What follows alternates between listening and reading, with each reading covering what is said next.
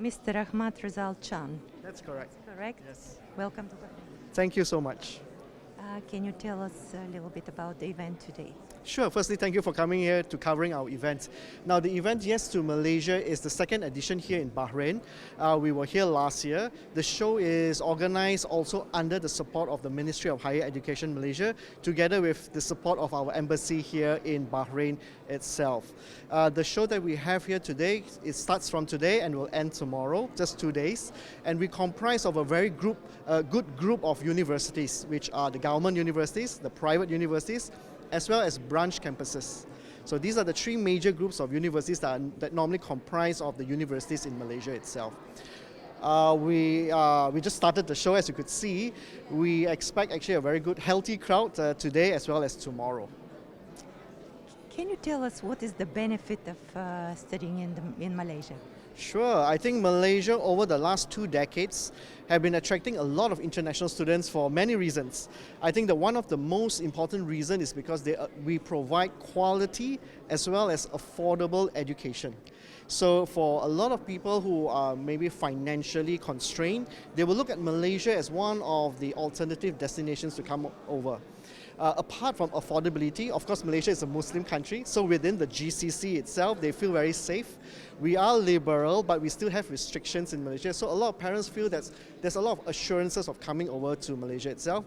And as I mentioned at the start, we do have a very good brand of universities. So even like the branch campuses, we have names like Newcastle University, we have Monash, we have Harrow Ward, we have Nottingham. These are all the foreign branch campuses that have set up shop in Malaysia itself. But on top of that, our government universities are also very highly ranked, like University of Malaya, UKM. These are all top government universities and supported by a lot of private universities. I see here quite a good crowd from Bahrain, even queuing, waiting one-on-one to speak to the university. What kind of disciplines you offering to? Sure. Yeah, I think within Bahrain and also the region in GCC, normally the main courses that they are looking for are normally the medicine programs or engineering. But recently, in the last 5 years, especially after the pandemic, we see a rise of people looking for technology as well. So things like cyber security, artificial intelligence, these are all the new courses that a lot of parents and students are looking towards to further their studies in.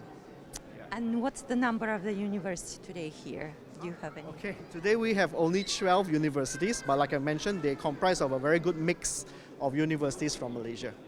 Mr. Yusuf Lori, you are known as a very good friend of Malaysian Embassy. Yes, of course. First of all, I would like to thank you for interviewing me, and yes, I'm a good friend of Malaysian who's living in Bahrain, and also His Excellency the Ambassador of Malaysia to the Kingdom of Bahrain. What brings you today here to this event? First of all, I'm very glad to be here attending the Malaysian Universities Expo, and of course in the Kingdom of Bahrain, our people here, they starve for education. So it's very good to understand and learn and explore the opportunities of education, especially for our youth, to know what is opportunities available in Malaysia, and to develop their education and career in the Kingdom of Bahrain. So I came here as in personal level as interested to know what is happening in the educational sector in Malaysia, and at the same time to attend and support the Malaysian Embassy in Bahrain. What do you think about the event? People are quite interested today. We have a lot of Bahrainis here.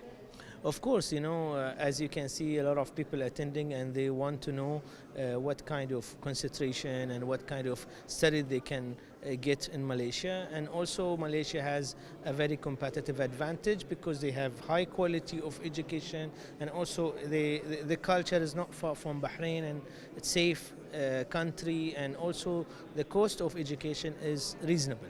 So it's showcased that the number of people showcase how much interesting for them. And of course, the cost of living, for what I understand from them, is quite reasonable and good for people to combine education with living. Of course, the lifestyle also not far from Bahrain, and also it's very cost effective to get studies in Malaysia, and you can get the same level of education if you study abroad, the same level with a lower price. Thank you very much, Mr. Lori. My honor. Thank you so much for having me. How is the event today? I'm very delighted that over this very short period, within the past 1 hour, we have managed to see the numbers grown to almost 100 over registered people coming over to make their introduction and understand about the universities that Malaysia can offer to them. And I'm very happy that many of them have give a very positive feedback with their interaction, especially with the universities. And this really gives a very positive vibe over the interest that Bahrain has over the quality of education that Malaysia can offer. I can see not only Bahraini students, but also some expat here. Yes. What is the nationality, if you know what kind of people are interested? What I am very intrigued and very excited to see is that not only Bahrainis, I saw many. There was one person from Germany who was also with us this afternoon, and there's also from India, from Sri Lanka, and also from Bangladesh. But Bahraini itself is one of the main people who actually came about. I've never thought that that the hunger for education at the PhD level and also MBA is high. Because last year what we saw was mostly the younger generation who wanted to do their first degree. But this year, I think looking at the people who came about to make inquiries about the doctorates, PhDs and the master's program, it's overwhelming. And I look forward to see more of them looking into what Malaysia can offer to them. But nonetheless, the younger generation who wants to have their first degree offered by Malaysia, I again would like to see them here as well. What about next year? Do you plan to expand the exhibition? Looking at it, I think this is going to be a regular thing for Bahrain and for Malaysia. And I believe next year we'll try to bring more universities here to allow many of the visitors to have greater choices for them to explore, because right now what we have is about 16 universities. So inshallah, I hope, God willing, next year we'll have more universities, and this would allow them to expand further the opportunities. Some of them were asking, can we have universities that not only centered in Kuala Lumpur, they want universities outside from Kuala Lumpur. Well, probably that will be also one of the areas that we will explore. Universities from outside from Kuala Lumpur that can come over here and offer them education in a different environment, not city-oriented environment. Your Excellency, how is this going to affect the bilateral relationship between Bahrain and Malaysia? I think this is the crust of relationship between countries, where you have people-to-people interaction, especially students, new generation who have never interacted. They have traveled all over the world, but on holidays. But once you understood about living in the country and acquiring education, living with the society, that makes a greater understanding about the differences, the similarities the country can share, and this actually brings about people closer. And bilaterally, for me, this is how we work. We are not only looking from the political angle, but beyond that, education, relationship, economy. This is what make the world become closer.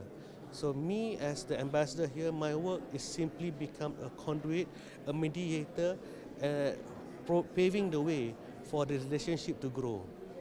Thank you so much. Thank you so much.